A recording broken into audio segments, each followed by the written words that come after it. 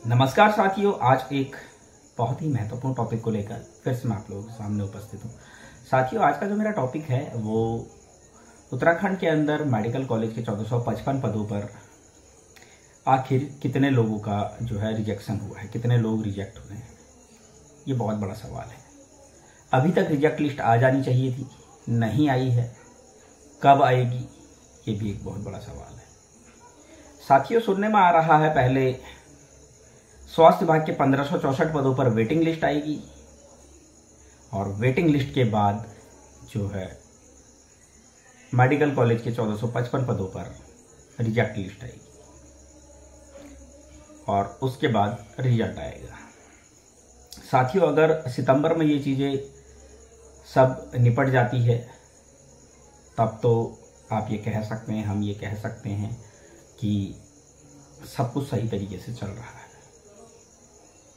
सुनने में भी यही आ रहा है कि सितंबर में जो है ये तीनों चीज़ें निपट जाएगी। स्वास्थ्य विभाग के 1564 पदों पर वेटिंग लिस्ट भी आ जाएगी, मेडिकल कॉलेज के 1455 पदों पर रिजेक्ट लिस्ट भी आ जाएगी और मेडिकल कॉलेज के 1455 पदों पर रिजल्ट भी आ जाएगा, चयन सूची भी आ जाएगी, सिलेक्शन लिस्ट। और अगर साथियों ये तीनों चीज़ें सितंबर में नहीं होती है तो मैं आपको एक चीज़ बिल्कुल निश्चित तौर पर बता देता हूं, मामला बहुत लंबा खिंचने वाला है,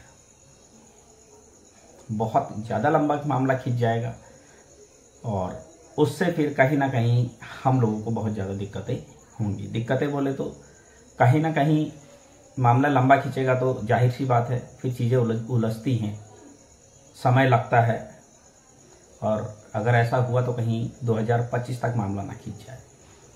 इसलिए हमें पूरी कोशिश करनी चाहिए कि जल्द से जल्द जो है वो वेटिंग लिस्ट आए, जल्द से जल्द मेडिकल कॉलेज के 1455 पदों पर भी रिजेक्ट लिस्ट आए और जल्द से जल्द जो है सिलेक्शन लिस्ट भी आए मेडिकल कॉलेज के 1455 पदों पर। साथियों, एक चीज़ और मैं कहना चाहूँगा कि जो बाहरी राज्यों के 6 कैंडिडेट थे जो फर्जी प्रमाण पत्रों के आधार पर जिन पर जांच चल रही थी, वो जांच कब पूरी होगी समझ में नहीं आ रहा है। कितना समय विभाग और लेगा? विभाग इतनी हिला हवाली क्यों कर रहा है इस जांच को करने में? जिस तरीके से फिरोज खान को और जो दूसरा व्यक्ति है उसको बाहर कर दिया, उसी तरीके से बाकी मनीष जगारिया और उसके 6-5 साथी, उनके ऊपर जो है जल्द से जल्द कार्रवाई जो है जांच पूरी क्यों नहीं हो रही है? ये बहुत बड़ा सवाल है साथियों। कब इनके ऊपर जांच पूरी होगी? कितना समय और लगेगा? कब इनको बाहर किया जाएगा और कब इनकी जगह जो है वेटिंग लिस्ट आएगी? ये भी बहुत बड़ा सवाल है। ऐसे कितने लोग और हैं जो इस भर्ती प्रक्रिया में स्वास्थ्य विभाग के 1564 पदों में गलत तरीके से घुसे हैं? ये तो वो लोग हैं जिनको हमारे सीनियर्स द्वारा संविदा बेरोजगार महासंघ द्वारा बेनकाब किया गया। अभी ऐसे कितने लोग और हैं? हो सकता है कि वो जितने लोगों को कर सकते थे, मैं तो यही कहूंगा कि जिस तरीके से संविदा बेरोजगार महासंघ ने इन 8 लोगों को बेनकाब किया, काबिले तारीफ है। उत्तराखंड के लिए ये बहुत बड़ा काम था। अब हमको इस काम को आगे ले जाना चाहिए। बाकी जो भी फर्जी तरीके से इस भर्ती प्रक्रिया में आने की कोशिश कर रहा है उसको भी बेनकाब करने के लिए हम सब लोगों को एक होकर आगे आना चाहिए। ये बहुत जरूरी मुद्दा है साथियों। इस मुद्दे पर हम लोगों को मिलकर काम करना चाहिए। इस मुद्दे को हमें कोर्ट में ले जाकर एसआईटी जांच की मांग करनी चाहिए। फिरोज खान और जो दूसरा व्यक्ति है, इन दोनों को आधार बनाकर माननीय उच्च न्यायालय में जाकर एसआईटी जांच की मांग की जा सकती है। हमारे कई साथी हैं जो जूनियर्स के हकों की बात कर रहे हैं और कर भी रहे हैं काम, ऐसा नहीं है कि काम नहीं कर रहे हैं। मैं उनसे भी निवेदन करूंगा कि वो इस मुद्दे को उठाएं। अच्छा मुद्दा है, नए नए संगठन बन चुके हैं और सभी संगठन जो है अपने अपने तरीके से हर कोई संगठन बहुत अच्छा काम कर रहा है। मैं किसी भी संगठन की बुराई नहीं करूंगा, बुराई इसलिए नहीं करूंगा क्योंकि अपने अपने स्तर पर हर कोई अच्छा काम करने की कोशिश करता है, कोई गलत काम करने की कोशिश नहीं करता है। जो जितना अपना बेस्ट दे सकता है वो कोशिश करता है। ये बात मैं इसलिए कह रहा हूं क्योंकि हमने भी एक समय पर कोशिश की है। तो साथियों, ये बहुत बड़ा मुद्दा है कि फिरोज खान और जो दूसरा व्यक्ति है उसको आधार बनाकर कोर्ट से एसआईटी जांच की मांग की जा सकती है और एसआईटी जांच इसमें बैठ जाएगी स्वास्थ्य विभाग के 1564 पदों पर। जितने भी फर्जी लोग होंगे, XYZ जितने फर्जी लोग होंगे, चाहे वो डॉक्यूमेंट्स, चाहे वो नॉन अटेंडिंग जो है GNM करके आए हैं या डिग्री BSc नर्सिंग करके आए हैं, मतलब नॉन अटेंडिंग कोर्स करके आए हैं, या फिर गलत जो हाई स्कूल इंटर गलत तरीके से जिन्होंने किया है, कोई भी इस तरीके का व्यक्ति होगा वो SIT जांच में पकड़ा जाएगा। और निश्चित तौर पर मैं आपको बता रहा हूं, बहुत बड़ी संख्या में जो है फर्जी लोग पकड़े जाएंगे जिन्होंने गलत तरीके से जो है स्वास्थ्य विभाग के 1564 पदों पर नौकरी हासिल की है।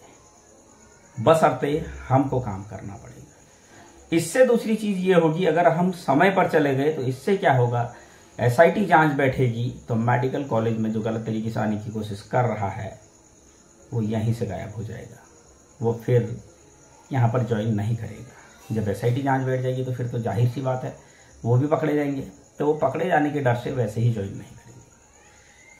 और हमें एक चीज़ और पता करनी चाहिए, फिरोज खान और जो दूसरा व्यक्ति है, इन दोनों के ऊपर जो कार्रवाई हुई है, क्या कार्रवाई हुई, क्या इनको जेल हुई या नहीं हुई, क्योंकि भाई गलत तरीके से ये जो है सरकारी सेवाओं में आने की कोशिश कर रहे थे।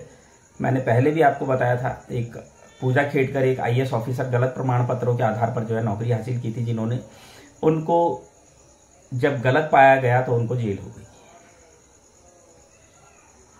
उनकी जमानत की अर्जी खारिज हुई थी, आपने न्यूज़पेपरों में पढ़ा होगा। तो क्या इनको भी जेल हुई? अगर नहीं हुई तो क्यों नहीं हुई? इनको जेल होनी चाहिए, और ऐसे हर एक उस व्यक्ति को जेल होनी चाहिए जो गलत तरीके से इस भर्ती प्रक्रिया में सम्मिलित होने की कोशिश कर रहा है। ये बहुत बड़ा मुद्दा है साथियों। आज हम इस मुद्दे को नहीं समझ रहे हैं। अदर स्टेट का कैंडिडेट गलत तरीके से हमारी भर्ती प्रक्रिया में आ रहा है, उत्तराखंड के अंदर इतना चौड़ा होकर वो आ जा रहा है, उसको किसी चीज का डर ही नहीं है। हमें इनके खिलाफ एक होना पड़ेगा, हमें इनके खिलाफ कोर्ट जाना पड़ेगा। फिरोज खान और जो दूसरा व्यक्ति है, इन दो को आधार बनाकर, हम सिर्फ और सिर्फ इन दो को आधार बनाकर माननीय उच्च न्यायालय की शरण में जाकर SIT जांच की मांग करेंगे तो निश्चित तौर पर SIT जांच बैठ जाएगी स्वास्थ्य विभाग के 1564 पदों पर और मेडिकल कॉलेज की 1455 पदों पर, और ये होना भी चाहिए।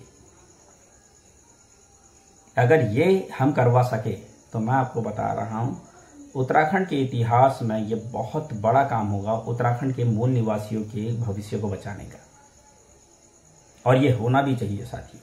अभी आपने देखा होगा रुद्रपुर में शिक्षकों की भर्ती हुई थी, उसमें कुछ लोगों ने जो है यूपी का भी जाति प्रमाण पत्र बनाया था और यहाँ का भी। आप दो जगह से जाति प्रमाण पत्र कैसे बना ले रहे हो भाई? उनके ऊपर जांच चल रही है, उनकी ज्वाइनिंग जो है रुकी है।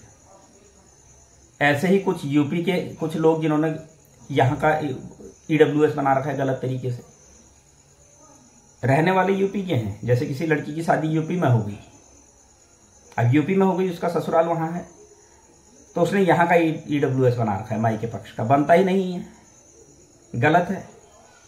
ऐसे लोगों को भी आप जो है चिन्हित करें, ऐसे लोगों के खिलाफ भी जो है कंप्लेंट करें। ये बहुत जरूरी मुद्दे हैं साथियों। जो गलत तरीके से किसी का हक खा रहा है उसको बेनकाब करना हमारा काम है। हम लोगों को मिलकर ऐसे लोगों का विरोध करना चाहिए, ऐसे लोगों के खिलाफ कार्रवाई होनी चाहिए। ये बहुत जरूरी मुद्दा है। और साथियों, मैं फिर से एक ही चीज़ कहूँगा, वेटिंग लिस्ट के लिए हमको DG हेल्थ जाना चाहिए, रिजल्ट निकालने के लिए जल्द से जल्द रिजल्ट निकले, इसके लिए चिकित्सा चयन बोर्ड जाना चाहिए। आखिर क्यों इतना समय लग रहा है? ये बहुत बड़ा मुद्दा है। कहीं ना कहीं इस महीने अगर ये चीज़ें नहीं होती है तो फिर मामला लंबा खिंच सकता है।